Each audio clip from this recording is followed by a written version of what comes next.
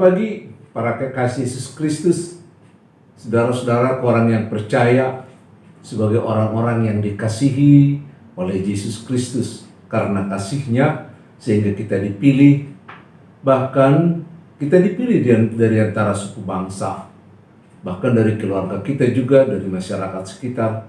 Kemudian kita dikuduskan oleh darah-Nya yang kudus, supaya kita menjadi anak-anak-Nya.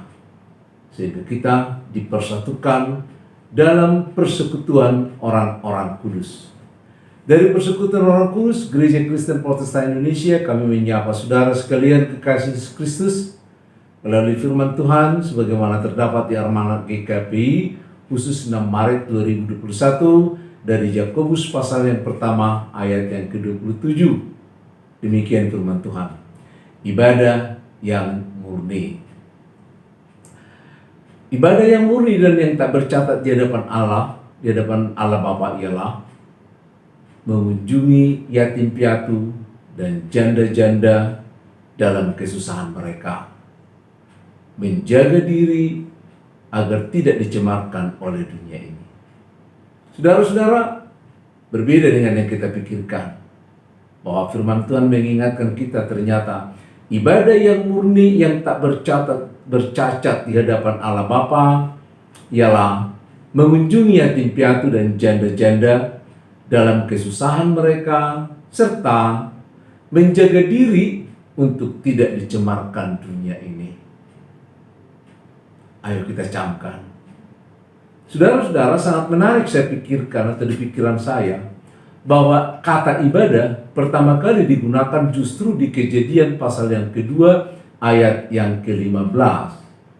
Di Kejadian pasal yang kedua ayat yang ke-15 dikatakan demikian.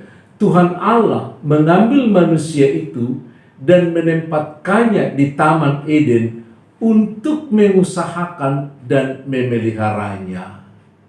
Untuk mengusahakan dan memeliharanya, dalam bahasa Inggris dikatakan to dress it and to keep it. Ya, to dress it and to keep it. Untuk mengusahakan dan memelihara taman itu.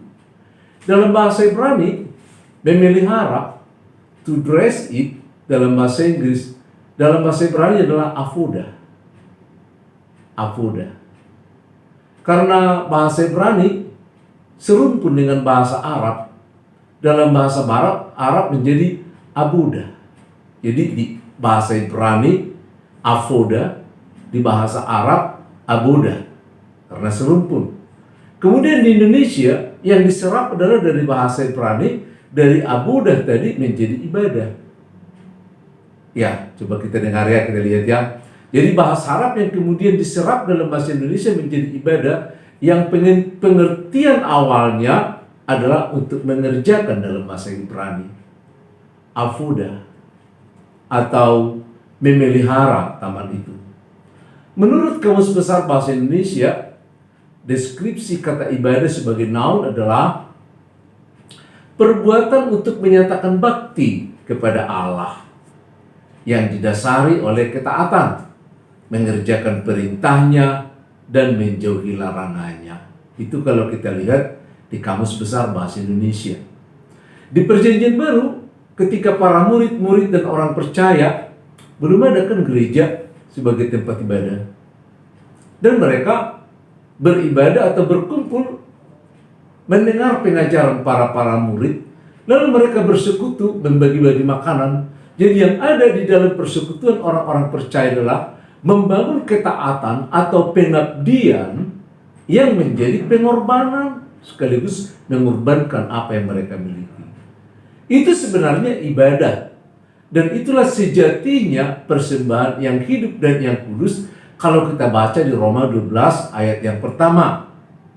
Jadi yang dipersembahkan orang percaya, perhatikan ayat ini, adalah ibadah yang sejati melalui pengorbanan tubuh, pengabdian.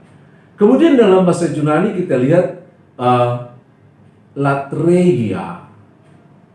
Ibadah itu menjadi latreia, yakni pengabdian. Ya, pengabdian. Kembali kalau kita lihat di dalam Kamus Bahasa Indonesia, ibadah sinonim kebaktian dari noun adalah tunduk dan hormat. Jadi kata ibadah itu, abudah tadi adalah bagaimana mengusahakan, bagaimana dengan tunduk, bagaimana memperhambakan diri di hadapan Tuhan, ya, di hadapan Tuhan kita. Itu sebabnya kalau kita baca tadi di dalam renungan harian kita dari Yakobus 1 ayat yang ke-27, ibadah yang murni dan yang tak bercacat di hadapan Allah Bapa kita ialah mengunjungi yatim piatu dan janda-janda dalam kesusahan mereka, menjaga diri agar dirinya tidak dicemarkan oleh dunia. Artinya, mengunjungi yatim piatu, mengunjungi para janda, mengunjungi orang-orang yang menderita, yang ada di dalam kesusahan, yang ada di dalam sekitar kita adalah tanda ketaatan atau bukti iman di hadapan Tuhan.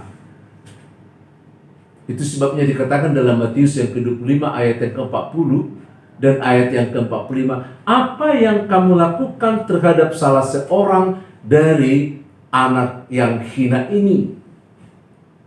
Jadi ibadah kita, kalau kita lihat dari uraian tadi, ibadah kita adalah karena Kristus, bagaimana kita mengunjungi, bagaimana kita berbagi, bagaimana kita menjadi solider, bagaimana kita menyatu dengan orang-orang yang menderita. Itulah sebenarnya bukti ketaatan. Artinya gini, jadi iman Kristen itu bukan hanya gagah-gagahan, bukan hanya gaya-gayaan, percaya tapi nggak berbuat. Tapi bukan berarti perbuatan kita itu yang membawa kita menjadi anak Tuhan atau masuk surga.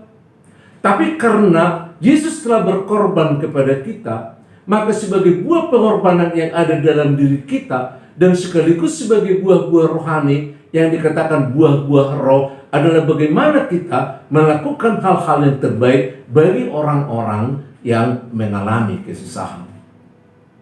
Demikian juga menjaga diri. Kita harus menjaga diri kita untuk tidak dicemarkan dunia ini sebagai bukti ketaatan.